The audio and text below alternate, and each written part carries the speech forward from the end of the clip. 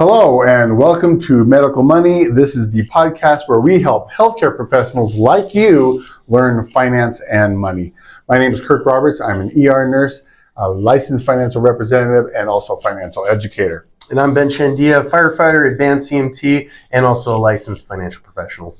Guys, today's podcast is the financial blueprint, why financial objectives come before investments. You know, and this one, I think this episode is going to hit home to a lot of people because they skip over this crucial, something that's vital, but get tripped up over a lot, I believe. Guys, we're talking about financial objectives, the stuff that actually drives every smart money move that we have. So have you ever heard someone say, oh, hey, what do you invest in? This episode's for you. All right. So let's get right into it. Financial objectives are, what are your money goals? What's your lifestyle vision? What's your freedom plan? What is it that you want money to do for you? So here's my easy definition of financial objective. A financial objective refers to the goals for our success and growth. They represent the vision. They represent what our future lifestyle is going to be, what our money goals are, items that we want to own, things that we want to do. Everyone's financial objectives differ. Yeah, and you know, that's the part right there that's key, is that everyone's objectives is going to be very different. I mean, you could have an objective to have a real estate empire, or maybe even a goal or an objective to retire on a beach and have a fishing boat and go fishing every day, right? Maybe it's even simply to help put your kid through college. I mean, that alone is quite the task nowadays. So everyone's going to be a little bit different.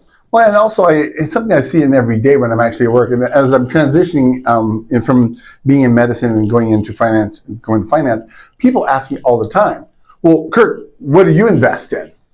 Right? And really, honestly, that always makes me kind of go like, oh man, that's different. Yeah, and that's the question right there, is that, I mean, it's everywhere. That question is all over the place. Everyone's telling you that their way is the best way. I mean, you see it on TikTok, on Instagram, and in the break room.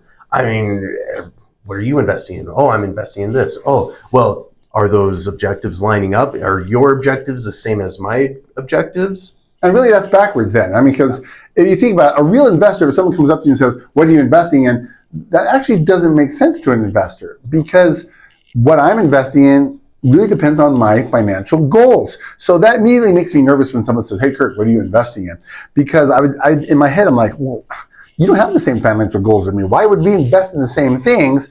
So instead, it would be better for an investor to be like, hey, what are your financial objectives? And by doing that, I can now go, oh, based on my financial objectives, this is what I'm investing in, and this is why I'm working towards my goals and dreams. Yeah. No, financial objectives, like that question, what are your financial objectives? That's the question that people should be asking, not getting into the specifics. Let's focus on the objective and the plan to get there. I know we've talked a lot about plans in the past, but how are we going to get there? Right? That's the question that people should be asking. Right. So I mean, for in case in point, let's suppose that my goal is like retirement at 50. My strategy would be way different than someone who says, hey, I just want to pay off my mortgage and have no debt by 60, right? That would definitely be someone different. Or even someone like you said before, I want to have savings for the college kids to go to college in 5 years. So, or versus someone who says, I want legacy wealth, something I can pass down to my family at all. Yeah, and you know, that's where a lot of people get messed up, is because they're copying someone's moves, but not copying their goals. So really, the big takeaway from here is investing in your financial objectives, and investing is not just one size fits all. It's personal, and this strategy really needs to match your destination. So, example, who wants passive income? Everybody. Well, that might be a real estate, or maybe a portfolio, or maybe a dividend or stock or something like that. Or what if it's long-term growth? Well, that may be an index fund or a Roth IRA. Or maybe you want some flexibility in the next 5 years. You'll need more liquidity, the ability to actually get your money quickly, and then have less risk, right?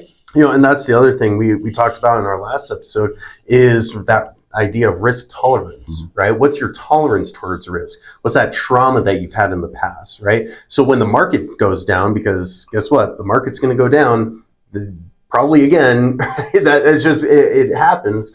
But when the market goes down, how are you going to respond to that? Right? Is your response going to line up with your objectives? Right. So really, honestly, guys, financial objectives aren't just about what you want, but it also puts into play how can you handle what's going on emotionally and financially.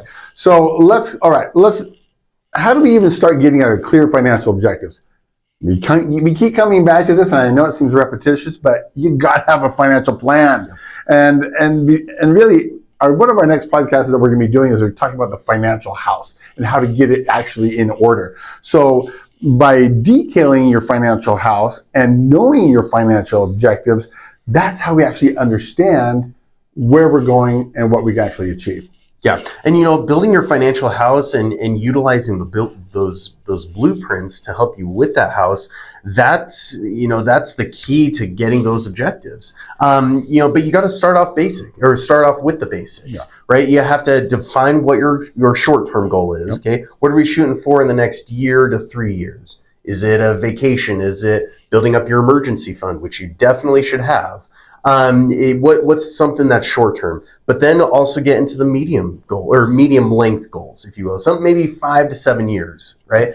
We got a car. Hey, it's gonna maybe run out in the next 5 to 7 years. Probably gonna need another car, right? So, am I saving for a new car, or maybe my kid, he's gonna turn 16 in 5 years? Gosh, I can't believe that's happening. But am I planning for those type of events? And then finally, what's the long term, right? That's what we love talking about, is the long term goals, and that's going to be typically retirement, right? And not just surviving in retirement, but how about we thrive in retirement? I see a lot of people that guys that I've worked with, they've put in decades into the fire service or into the hospital. They put in decades, right, in work their butts off to get to that point to retire, and yet most of them, they come right back, because they weren't able to really solidify that long-term goal. Yeah. So guys, what he's talking about is you got to set the vision and then find the vehicle. So here's one more truth. Financial objectives actually can evolve. I mean, life changes, and so should your plan.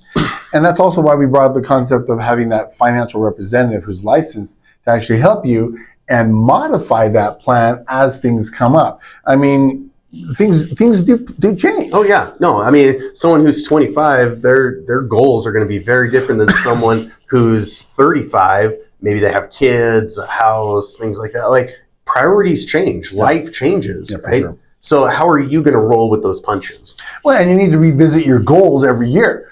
Maybe make it a remembering to yourself, or an event saying, like, on my birthday, I'm going to take a look at my financial objectives. I'm also going to be looking at where I'm at.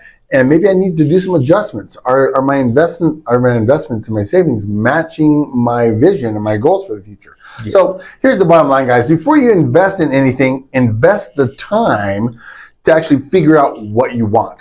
Because what does financial success look like for you? Yeah, and please don't follow trends, okay? Follow your truth. Everyone's truth is going to be different. Trends are gonna come and go, right? Maybe it's crypto one day, maybe it's real estate the next, maybe it's gold after that.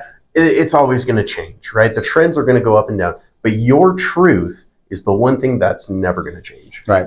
So guys, next in our podcasts that are coming up, we're going to kind of drill down on this financial blueprint, this financial house that we were talking about. And by utilizing this blueprint, you can define your goals, define your needs, and also make sure that your financial objectives are very, very detailed. Yeah, and so take 15 minutes, do an exercise so that you're ahead of 90% of others. I believe we're going to put a worksheet. We're going to attach a worksheet to this podcast here. Go through that worksheet, start defining your goals. Okay, what are you looking to get out of things, right? You work your butt off for your money. You go through. You know what you go through, okay? But what are your goals? Let's start defining your vision and your goals, and then start focusing on the plan and the objectives so that we can accomplish those goals. I find it funny that I've actually heard this before in the past, that more people will plan more for like a Disney vacation than they will for their entire financial future. And they've all mapped out where they're going to go and do all these things, but yet they don't spend that time on the thing that's going to matter the most, which is their financial future and their financial objectives. So, guys, and you know, that's exactly right. That I'm not gonna lie, Kirk. I'm guilty of that too. I mean, I love Disneyland. My family and I, we seeing the kids go on the rides, like we have a lot of fun, right? It's fun, it's gratifying, you know, and you get excited for that. Okay, I think that's the key that a lot of people miss out on is they let fear take over that excitement. Okay, guys, money isn't. You shouldn't be afraid of money, right? You really shouldn't. It's not a taboo subject. No, you should talk about it. You should be excited about it. Like, heck, I'll retire on a beach with a boat. Like, are you kidding me? That's awesome. Like, how cool would that be? And so please go through and start defining what you're wanting to get out of life. So guys, really, once again, that question that people might ask you is, what do you invest in? That's really not the right question, guys. What it really should be is more is, what am I working for? What are my financial objectives? Yeah, and remember to get help. Please get help, okay? A licensed financial professional is going to go through detail by detail and make sure that your objectives, your goals are all lining up, okay? If you guys need personalized game plan or a second view of what you're currently doing, please email any questions or comments to medicalmoneycash@gmail.com. We'd be more than happy to go through that with you. Guys, share this information with your friends and the other healthcare professionals